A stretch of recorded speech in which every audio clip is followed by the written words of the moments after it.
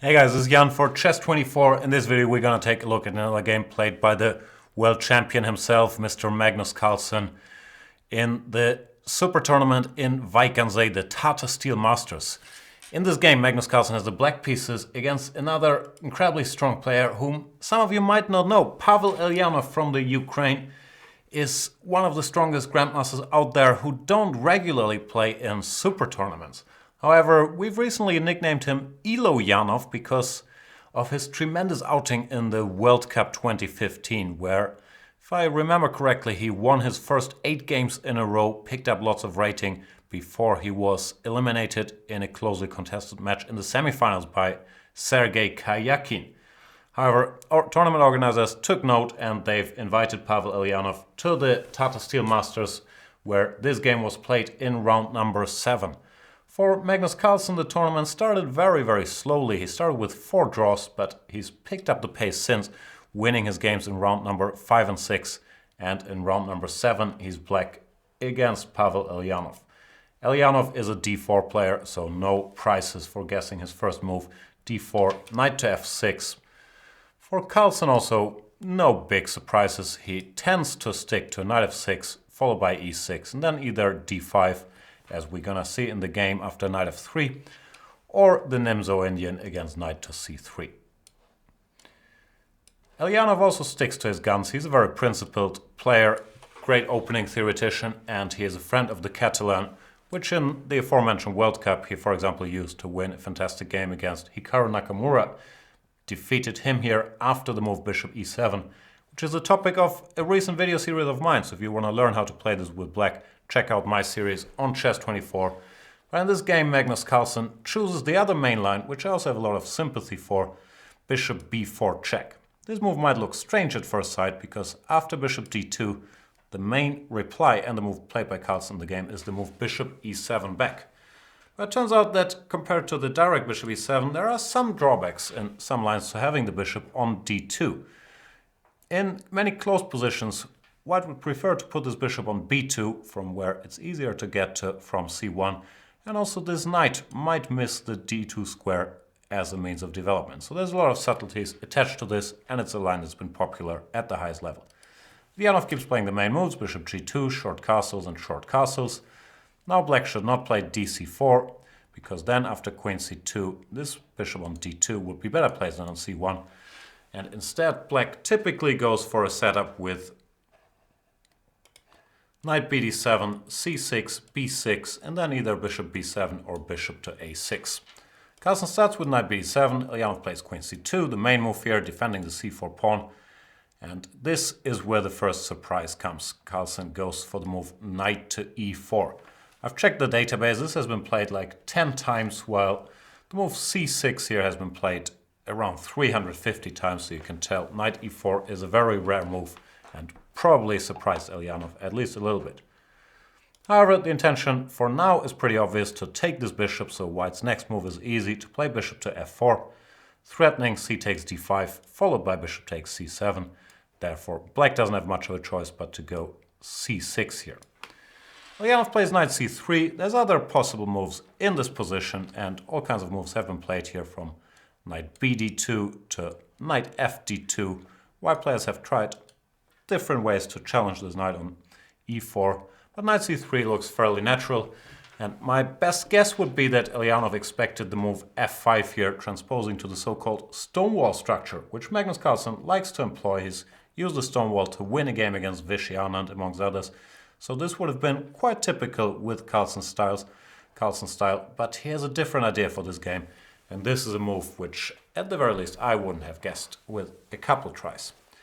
He plays the move g7, g5, weakening his kingside, and yeah, we're taught in school not to do that, but it's a little awkward for White to meet. This bishop doesn't have a great square, you don't want to give it up and you don't want to retreat it to c1, so the bishop went to e3.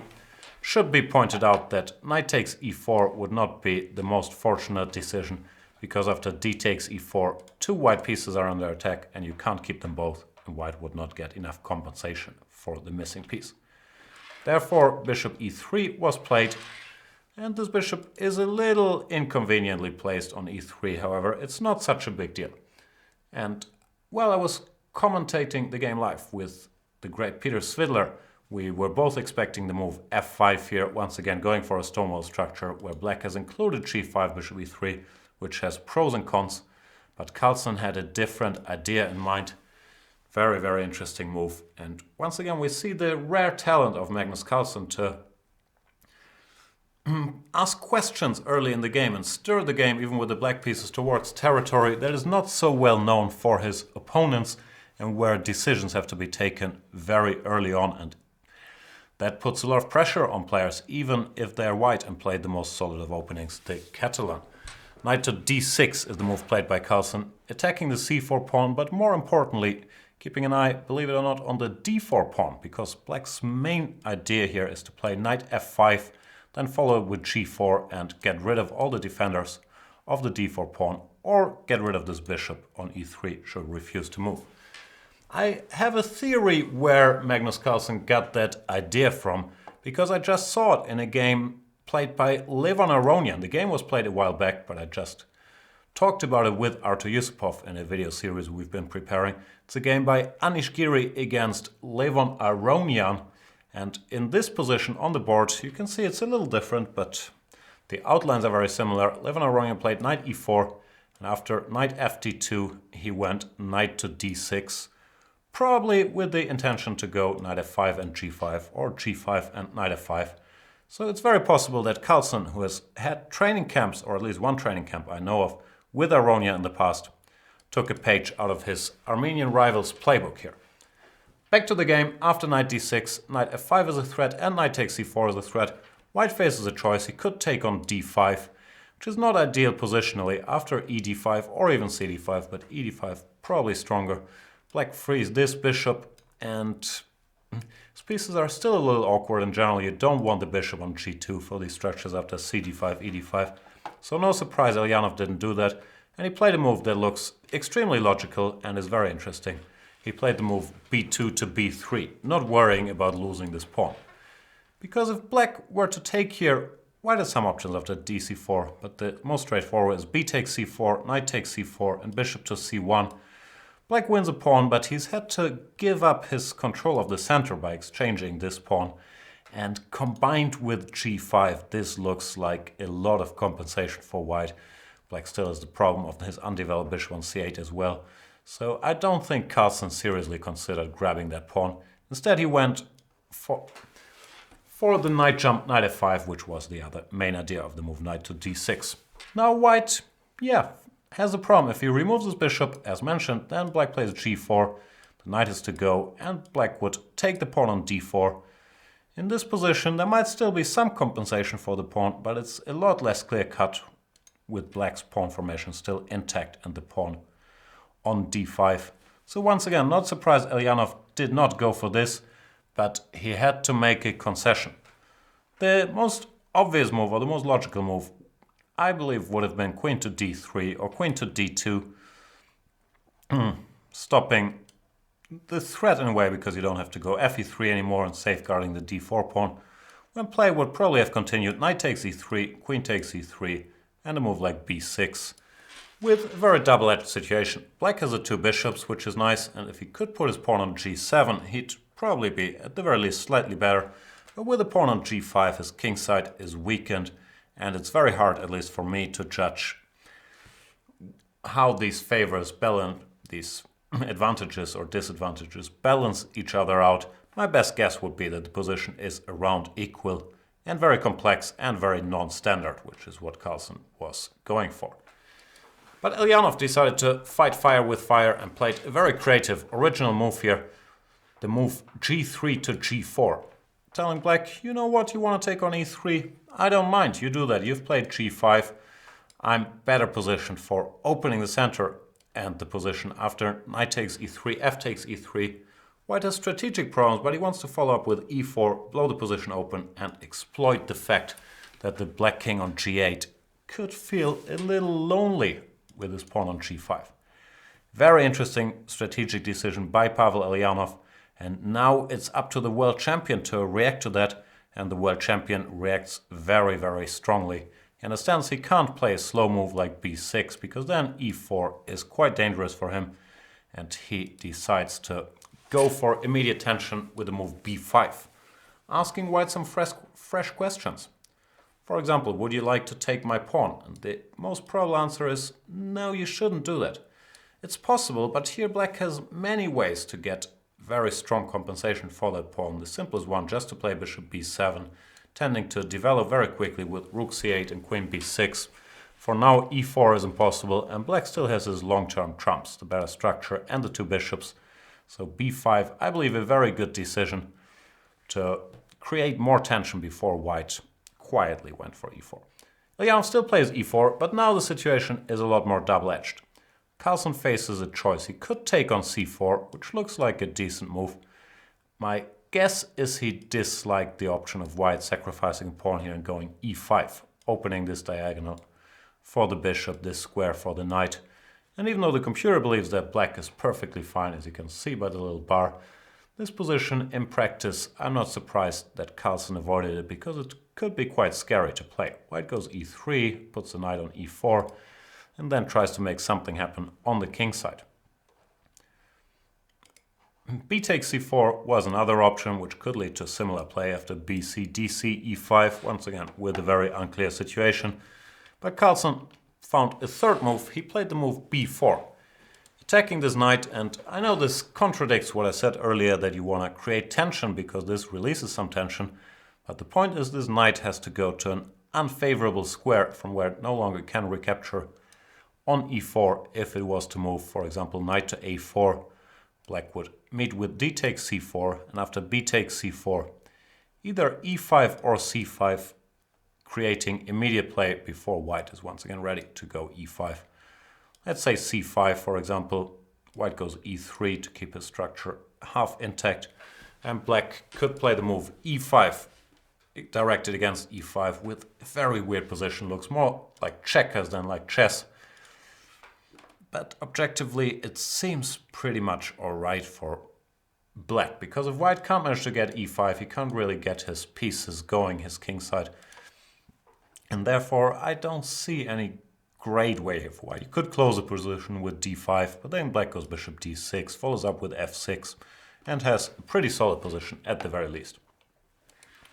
Eljanov wasn't satisfied with any of those, and he decided to add fire to the flames. I'm never sure about that expression, but I'll stick to it. And he gave up a piece, the move e takes d5, trying to not waste any time and open up this diagonal for the bishop, hoping to pick up a bunch of pawns and creating a dangerous passed pawn should Carlsen take the piece. Carlsen has a choice here. He could just recapture on d5.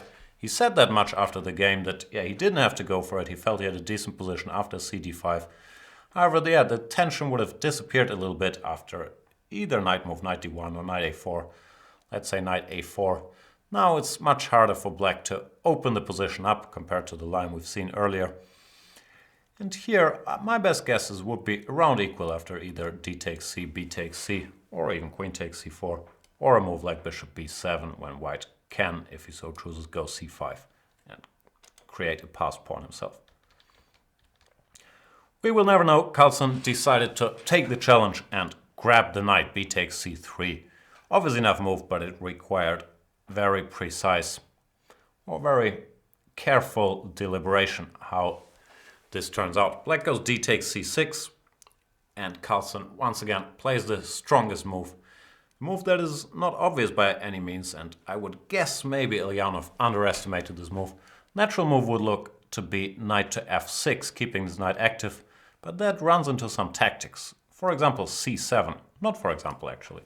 Exactly c7. Opening this diagonal for the bishop, giving up the passed pawn. And after queen takes c7, knight takes g5 is very awkward to meet. Because White not only threatens bishop takes a8, he also threatens rook takes f6, followed by all of a sudden checkmate on h7. You see there's action all over the board. For example, bishop b7, rook takes f6 is pretty much resigns because you can't stop queen takes h7 in any proper way. I'm sure Eljanov was hoping for such lines, but Carlsen played a stronger move, the move knight to b8 back. Which looks strange at first sight because, yeah, you're undeveloping this knight and all the black pieces appear to be a little dormant. but there is very concrete reasons for it. The main one being that if white played the natural move knight to e5, it would run into queen takes d4 check, winning a lot of material. So you can't do that.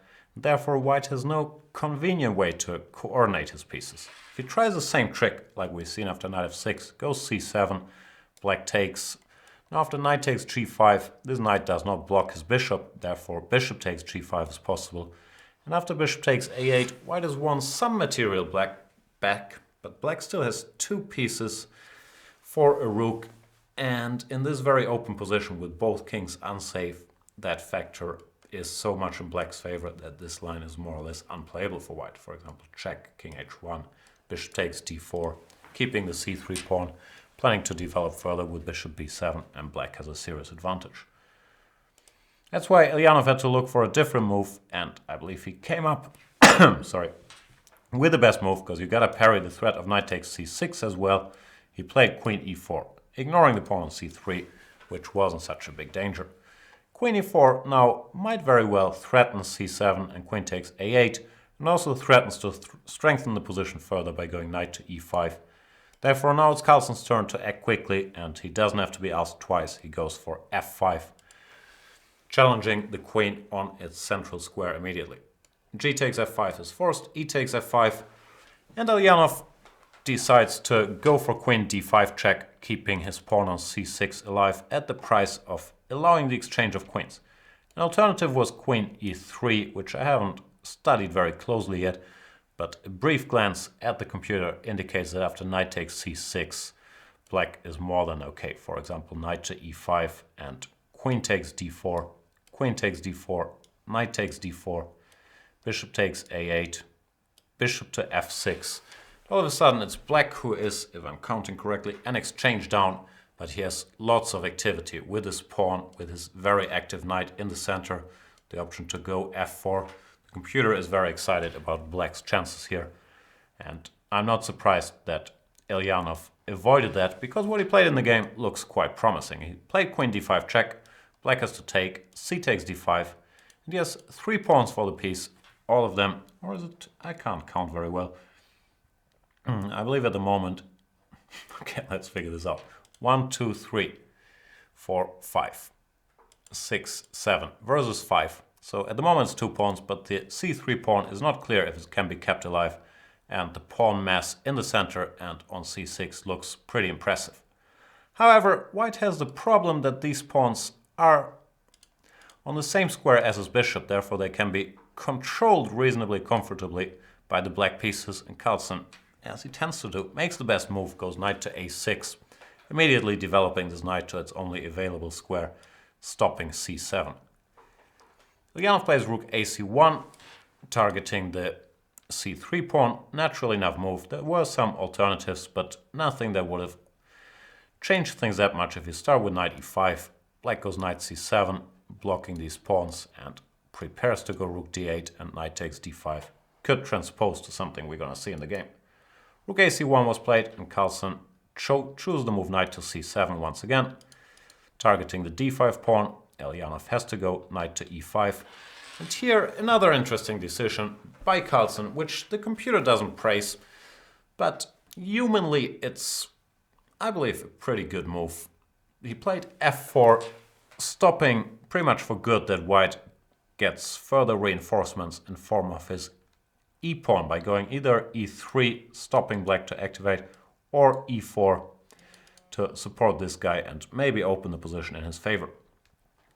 The computer favors a more materialistic approach. It wants to go knight b5, try to keep this pawn alive, and after e3, play a greedy move like bishop b4, hanging on to this pawn, and it quite likes black's chances. Black's chances gives black a decent advantage here, but in a practical game, I believe it's quite natural for black to worry more about blockading these pawns and getting his light square bishop activated instead of clinging onto the material. Carlsen plays f4, and Eljanov goes for knight c4. Slight surprise and maybe a mistake, even though the idea, once again, is very natural. He wants to force through d6 and break black's blockade. The lesser evil would have been rook takes c3, apparently, just restoring material equality, I guess we can say, getting a third pawn for the piece. When after rook d8, which we're gonna see in the game, white has a nice resource in e4, and the position becomes very, very complicated. F takes e3, rook takes e3, and we can already see the white pieces are activated to the maximum, and black would have to be quite careful here. Therefore, Carlsen would probably have to play a different move after rook takes c3. Knight to b5 is what the computer recommends, followed by bishop to d6, when it still thinks black has a good position. Instead, knight c4 was played with the obvious intention to play d6, rook to d8 stops that, rook takes c3, and here Carlsen came up with a very committal decision which required very precise calculation. He took the pawn on d5 with the knight. An alternative was actually to just take with the rook, which also looks quite promising for black, because here these pawns don't go anywhere. They can still be blocked with knight c7, and then slowly the bishops would be developed. But why give an exchange if you can get away with knight takes d5? The reason I'm saying this is a very committal decision is because the following move had to be taken into account. Eljanov has a tactic here. He plays c6 to c7, going for tricks on the long diagonal. And that is absolutely the best chance. If he retreats his rook instead, for example, then black just goes knight c7, and he's picked up a crucial pawn on d5, tends to follow up with bishop e6, and white is pretty much lost. So c7 was the idea when things looked bad at first sight. Rook d7 seems natural, but then white just retreats his rook, and here it's very different because black has no easy way to coordinate his forces. Knight e5 is a huge threat. Well, it's very tough to step out of this pin. However, Magnus Carlsen went for a stronger move. He gave back the exchange here by playing knight takes c7, and he's managed to eliminate his two main enemies, the pawns on c6 and d5 in return. Bishop takes a8, knight takes a8, and let's take a moment to count the material. Black now has two bishops against a rook, which is always a nice thing. White has one pawn more than black, but this is not enough of a factor here to compensate for the bishop pair. So I'm not quite sure what Eljanov missed or where it went wrong, but the position he ended up with here is already very dangerous, and now he makes a mistake by playing e3. Natural enough to exchange his pawn and trying to activate his rooks, but the problem is e3 also activates the black bishops, and it would have been better to try to neutralize some of the enemy pieces by going knight to e5, intending to jump to c6. When black is better after something like knight b6, knight c6, and here little tactic with bishop to f6, knight takes d8, bishop takes d4 check. But matters would still have been not so easy. White can keep fighting here. h4 is what the computer says when the battle continues. e3, however, allowed Carlsen to get his bishops rolling. Bishop b4, targeting the rook, which now can't switch to the king side. Went back to c2, once again intending to activate itself on the f or g file. But bishop to b7, another very strong move, occupying the crucial long diagonal. And we can already see these bishops, if they start operating at full force. If we imagine black bishop ever arriving on d4, things can get very ugly for the white king. Eljanov played h4, trying to create some space for his king and maybe open some files for his rooks, but it didn't really help. However, I believe his position was beyond repair here already. For example, a3, bishop all the way back to f8, e takes f4, and rook takes d4, when the black army is very well coordinated. F takes g5 runs into, I don't know what the rook g4 check wins, but it's more aesthetically pleasing to play bishop c5, intending a discovered checkmate on g4. Black is just too active. So h4 was played in the game, bishop to e4, occupying a very nice square from where the bishop controls two diagonals now, and asking awkward questions to the white rook.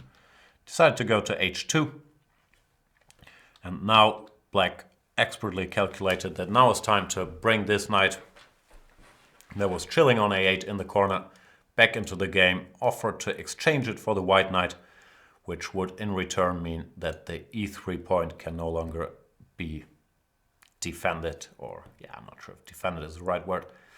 The white position just collapses if this key knight would have been exchanged. Knight b6, a b6, the bishops just cause havoc after e takes f4. The most precise would be to play g4, creating a pass pawn on the g file, not opening any files for the white rooks.